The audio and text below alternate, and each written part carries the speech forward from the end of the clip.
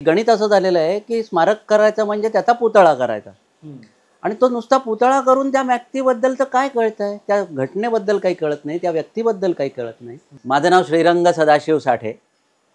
माझे वडील शिल्पकार सदाशिव साठे भारतातले सगळ्यात मोठे सिनियर शिल्पकार होऊन गेले. 21 साली ते गेले. 60 वर्ष त्यांनी कारकीर्द शिल्पकलेची केली आणि गांधी टू गांधी असा त्यांचा प्रवास आहे. भारतातला पहिला गांधीजी त्यांनी केला, त्याचं तिथे शिल्प आहे. भारतातला 1952 साली हे ते फक्त 27 वर्षाचे होते आणि त्यावेळेला नेहरूंच्या हस्ते त्यांचा सत्कार झाला. हा नेहरूंबरोबरचा. तर ती नेहरूंबरोबर पहिलं त्यांनी आयुष्यातला मोठा पुतळा आणि प्रॉमिनंट असं त्यांनी कारकिर्दीला सुरुवात केली आणि आयुष्यातला शेवटचा पुतळा सुद्धा गांधीजींचाच बनवला आणि त्याचं उद्घाटन मोदींनी केलं.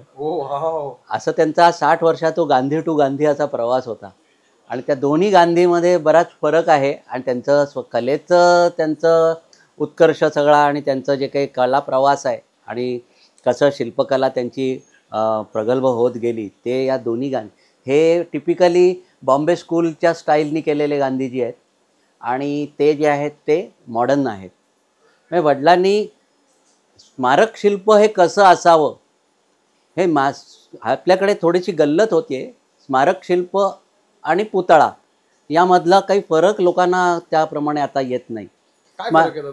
फरक असा आहे की ज्या गोष्टीचं स्मारक करायला पाहिजे, ज्या घटनेचं किंवा ज्या व्यक्तीचं स्मारक करायला पाहिजे त्या व्यक्तीचं चित्रण काहीतरी त्याच्यात आलं पाहिजे, काहीतरी त्याचा आशयघन असलं पाहिजे शिल्प. तर सध्याची एक गणित असं झालेलं आहे की स्मारक करायचं म्हणजे त्याचा पुतळा करायचा आणि तो नुसता पुतळा करून त्या व्यक्तीबद्दलचं काय कळतंय, त्या घटनेबद्दल काही कळत नाही, त्या व्यक्तीबद्दल काही कळत नाही. तसंच जर का बघितलं म्हणजे एक उदाहरण द्यायचं झालं तर वडिलांकडे एक काम आलं होतं कुसुमाग्रजांचं स्मारक शिल्प करायचं. आता कुसुमाग्रजांचं स्मारक शिल्प वडिलांनी विचारणा केली की बाबा काय तुमच्या मनात आहे स्मारक? नाही, त्यांचा पुतळा करायचा आहे. आता कुसुमाग्रजांचा पुतळा करायचा आहे तर भाऊनी त्यांना विचारलं की बाबा कुसुमाग्रज म्हटलं की तुमच्या डोळ्यासमोर त्यांच्या कविता येतात का विवा शिरवाडकर येतात? त्यांच्या कविता येतात.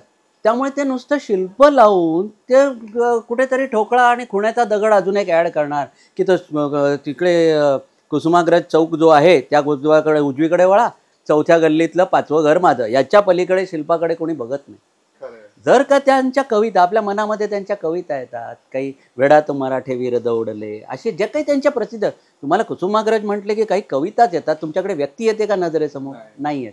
मग ते शिल्प जे झालं पाहिजे ते तसंच झालं पाहिजे की त्याच्यात काहीतरी त्या विषयाला धरून त्या शिल्पाने काहीतरी तुमच्याशी बघणाऱ्याशी बोललं पाहिजे आणि तेच वडिलांनी पहिल्या पुतळ्यापासून शेवटच्या पुतळ्यापर्यंत त्यांनी तशाच तऱ्हेने केलं.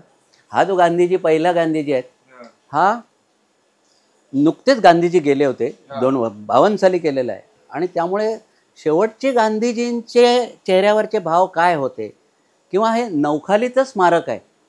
दिल्लीला गांधीजींचं स्मारक केलं तर त्यावेळेला गांधीजी शेवटचे जे असे विषण्ण आणि व्यथित होते की आयुष्यभर ज्या अहिंसेसाठी त्यांनी पुरस्कार केला त्याचा आणि त्या तऱ्हेने लढायला आणि लोकांना ती शिकवण देण्याचा प्रयत्न केला आणि सगळ्यांनी त्याच्यावर हरताळ फासला आणि जे काही दंगे झाले नौखालीला वगैरे, त्यामुळे गांधीजी असे खूपच असे अस्वस्थ होते, चेहऱ्यावरती त्यांच्या वेदना होती आणि ते शिल्प बघितल्यावरती तुम्ही त्या तऱ्हेने बघितलं की हे गांधीजीच्या नौखाली घटनेचंच आणि त्यांच्या मनस्थितीचं स्मारक आहे.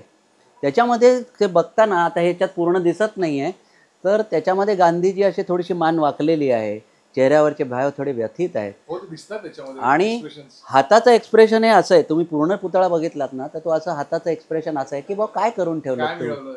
आपण स्वतः सुद्धा काही विचार करताना बोलत असतो की नाही, तर ते असं अरे काय करून बसला असं ते शिल्प आहे.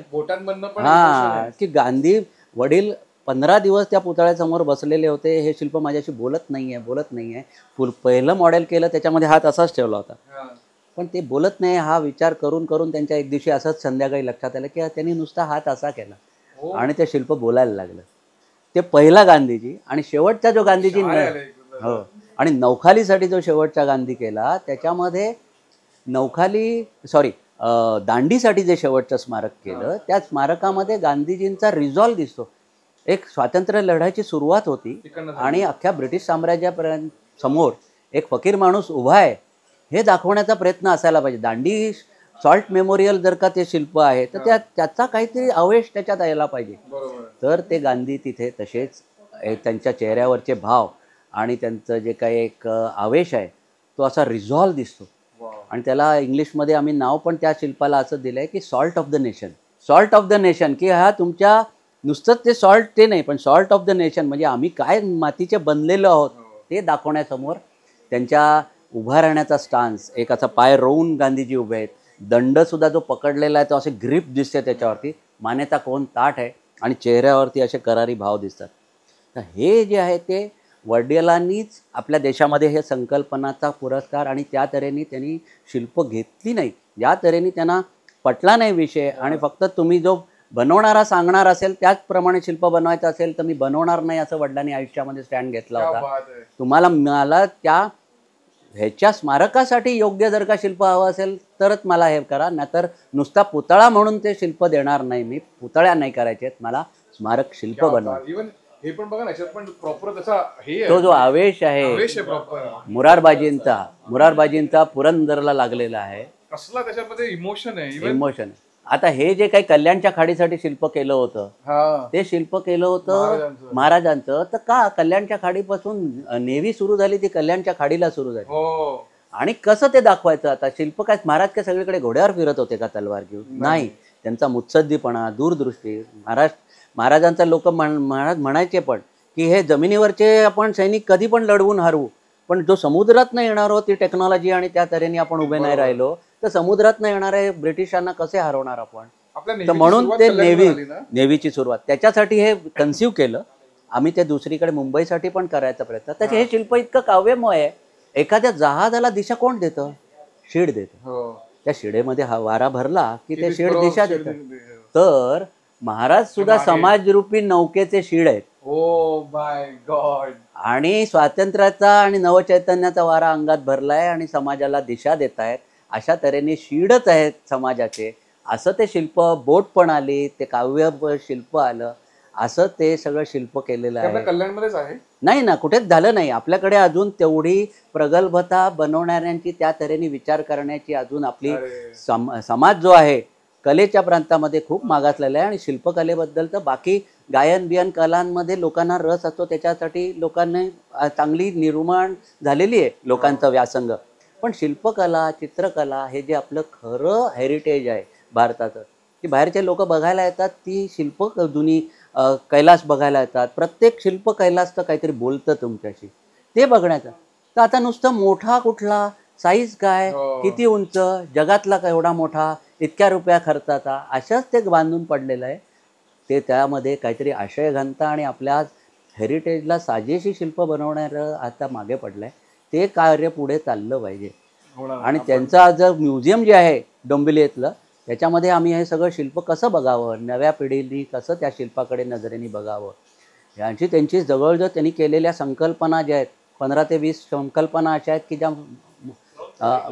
अमूर्तच राहिल्या, अस्तित्वात आल्या नाहीत. ती शिल्पा काय आहेत, कशा तऱ्हेने त्यांना मांडायची इच्छा होती ती स्मारकं, त्याचा सगळं तुम्हाला आमच्या म्युझियमवरती नक्की बघायला मिळेल. ते मी जतन करतो डोंबिवली MIDC मध्ये. तर तिथे मी ते सगळं लोकांना, त्याच्यात तुम्हाला अशी शिल्प बघायला मिळतील. त्याच्यामध्ये लहान मुलं येतात, त्यांना आम्ही दाखवतो शिल्प म्हणजे काय, कसा आस्वाद घ्यायचा. आणि ही काळाची गरज आहे. लोकांनी क्रिटिक व्हायला पाहिजे. सगळ्यात चांगलं म्हणू नका, पण हे खराब आहे ते सांगता आलं पाहिजे आणि हे चांगलं आहे ते सांगता आलं पाहिजे. तरच ते शिल्प, तर ते शिल्प पुढे कलाकृती होती. नक्कीच. आणि आपण ऍड्रेस पण देऊ म्युझियमचा, तुम्ही नक्की जाऊन ते चेक करा. तुम्हाला आवडलं तर कमेंट करून सांगा. डोंबिवली MIDC मध्ये पुतळा कंपनी म्हणून फेमस आहे. त्याच ह्याच्यामध्ये ते कारण कारखान्याचा एरिया आहे आणि रिक्षावाल्यांना आणि टेम्पोवाल्यांना पुतळा कंपनी म्हणून माहिती आहे.